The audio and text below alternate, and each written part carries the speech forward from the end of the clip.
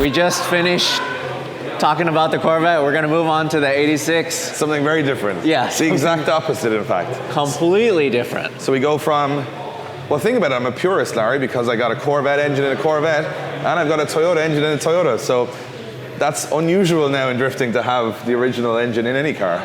So this is actually something that you guys put together, and Adam is going to be driving it this weekend. So the conversation started, so we had built the Corvette. It was a little too fresh and fancy for me to go smashing into people. I used to compete in an AE86 for a long time. I loved the chassis, but then as grip and things went forward in competition, the 15s didn't cut it. You guys will know with Taka Ono in FD, it's just very tough to be competitive in 86. But now I'm walking away a little bit from the competition and doing them for fun rather than trying to win. I wanted to get back in a Corolla. Adam and I were talking, and I said, you know what would be really sick if you drove an 86, because it's the most iconic car for the Irish car fan. Everybody in Ireland grew up with these, because if you're into rallying, this was the rally look. Spotlights, aerial, super lights. Or you were into drifting. It was the original, you know, front bumper, no side skirts, work equips, welded TRD diff or whatever, or TRD diff, that kind of stuff. So this is an iconic car for this country. Was this a common car in terms of what people would use daily? Yes. Daily, I would say they were more enthusiast driven. These used to be very cheap, as you know. So the enthusiasts would buy them for 4,000 or 5,000 euro, have fun in them, do donuts, do a little bit of drifting in the wet. And then drifting, they were popular because people knew the chassis. But as time went on, it's very difficult to make a Corolla very competitive. So this was like a hark back. Because this competition at this event, and my ethos in competition now is fun more than winning, I wanted to build an 86. We didn't build this car, we found this car built, but it has an interesting story. So way back in the day, the most successful drifter in Ireland was called Eric O'Sullivan. So Eric was winning everything in Europe in an F20C powered, imagine that was the most competitive car at the time, 240 horsepower NA F20C Corolla. Then we did the Red Bull World Championship in the Corolla that he shipped from Ireland. Okay. So then he got the call from a couple of sponsors, he was with Rockstar at the time, that he was going to go to FD. This is like year one of FD. And he built a chassis to go to FD to build a Corolla. And this is the chassis.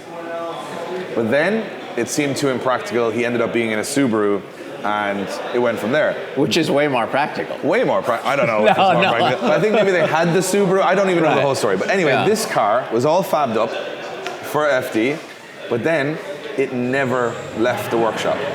So for roughly 10 years, this was fully fabbed, never moved. And then a friend of ours, picked it up and said, I'm going to build a fun track day toy.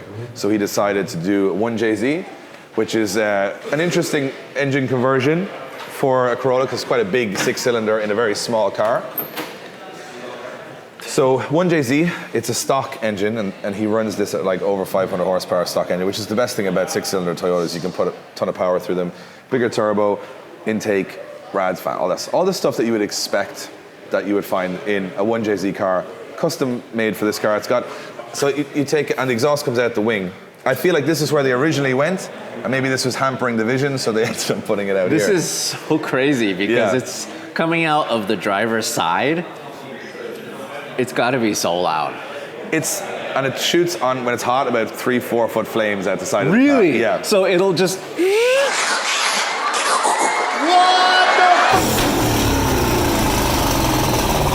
That is so cool. So what's amazing about this car is that he drove this at our last event, and he was talking to me saying, I'm thinking, you know, he's got some other stuff going on. He's, I'm thinking of selling the car. And I said, hey, if you're ever selling it, let me know. We were watching this thing rip around. It's gray over black under this wrap. Very like, almost looking like a road street car, but it's got all the power. So I love the look of it. And then he hit someone that weekend, and it actually, he bought from Toyota brand new headlights. This is a brand new grille. It's never even been outside. From Toyota in Ireland, you can buy brand new headlights, brand new grille for a 1986 car. Amazing. So it's actually easier for me to get spares for this than the Corvette. which sounds crazy to anybody watching from the US.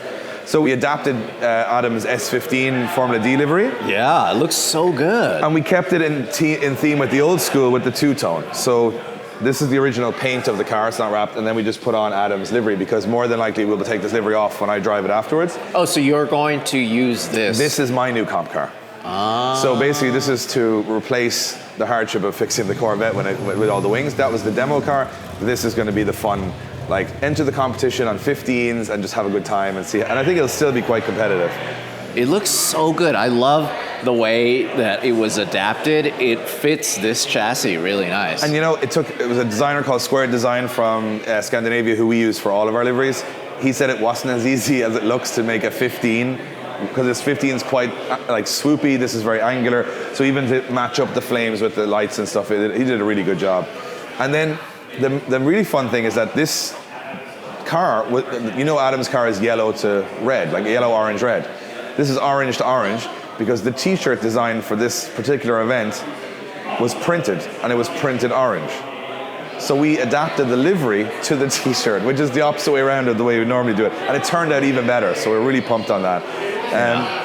Other than that, the car is quite sparse. Like it's got the reservoirs and stuff on the dashboard. But as of tomorrow, it will have a full carbon fiber dashboard. So the same guy who did the work for us on the Corvette has done a dashboard for the Corolla. So he said, I'll put that in over the event. It's full ECU. The radiator in the back, very, very tidy job. This is because you put the 1JZ in. There's no more room. You've got an intercooler in the front. You're not going to have it's going to be a big heat issue. So they put in the rad in the back. Nice tidy job on the windows. All tubed at the back for obvious reasons, Larry. It's going to be hitting a few walls over its life. So then the interior. So this is a really strange interior because it's been built in 6 days. So Alan, who built the car, was quite a short guy. So he had the floor raised, the water pipes for the rear rad under the seat, and the pedal box at a certain angle, steering wheel around. But Adam couldn't fit in it, and I couldn't fit in it. I tried to test it, I couldn't drive it. So in 5 days, our fabricator said, I'll move the seat back. Well, to move the seat back, he had to cut the cage out here and change the harness bar completely. He said, that's great. Now he goes, I can't go any lower because of the water pipes. So now he has to reroute all the water pipes through the car. And then he's like, the steering wheel now doesn't match up. So he has to refabricate all of the steering stuff in the car.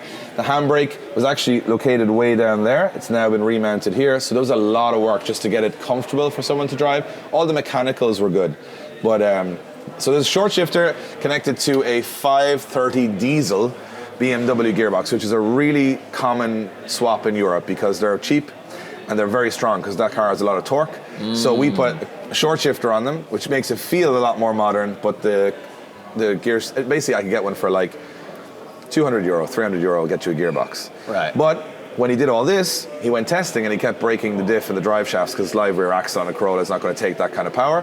So he went to Gatville and there was a guy drifting a Volvo estate with what's called a grabber rear differential. It's like a clutch plate differential. Started talking to him. A couple of weeks later, the whole back end is a Volvo in this. So it's a Volvo live rear axle with a clutch from grabber, clutch type diff from grabber in the back of this. So you have Toyota mated to a BMW, mated to a Volvo, all in a Corolla. What the? How is it that it's not wider then? I think it's been modified quite a bit for that. The strange thing that you can't see under the car is it's like strip braced from the front to the back all the way along too. So it's a lot of funky stuff going on. That is so cool. So it's Toyota, BMW, Volvo. And two Toyotas essentially.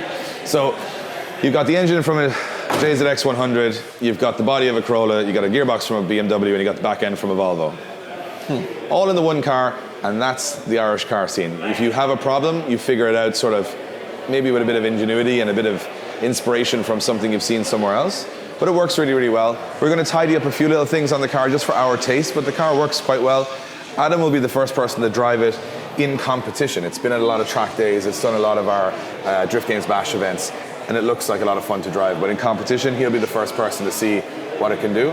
So it's nerve-wracking for me because he's going to be the first one, but I think the Irish audience seeing him drive something that's so, it's almost like this is the car they grew up with, and now Adam is very much an influence to them when it comes to day-to-day content.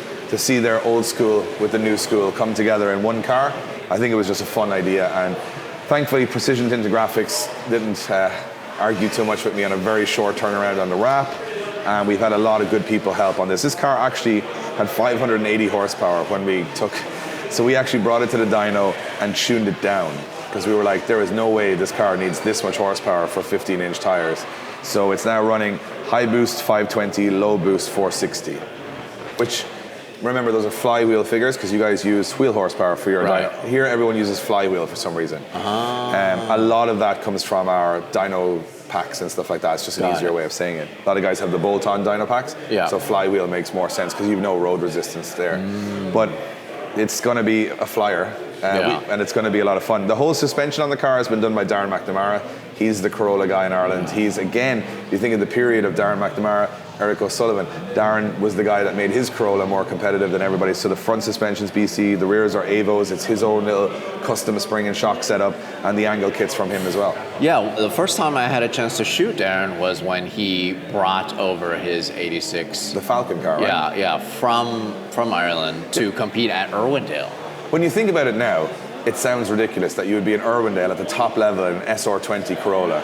But I like the way it's almost coming back to there again, that this is the fun thing people want to see. Well, the funny thing about that is, at one point, if you had a Corolla, you were allowed to enter mid-bank. Yes. You couldn't do the line that you just want. No, and they said, that's fine. You guys don't worry about it because you can't do it. So the funny thing is, even this car, if it existed at the time, would have been insane to have 500 horsepower in an 86. But it shows how far drifting has come. And I still think there's room now where we have this almost full circle, where we want to go back to the old school cars because they were the ones that were like the little go-karts and the fun ones. The pro cars at the top level have, I think, been figured out at this stage. I think whatever chassis they work with, there's such good minds behind that. But I like the old school nature of just manual, a lot of horsepower, small wheels, have fun. It's good. But, it's interesting. You mentioned these were, what, a couple thousand euros at one point? We were trading these like they were worth nothing, like nothing.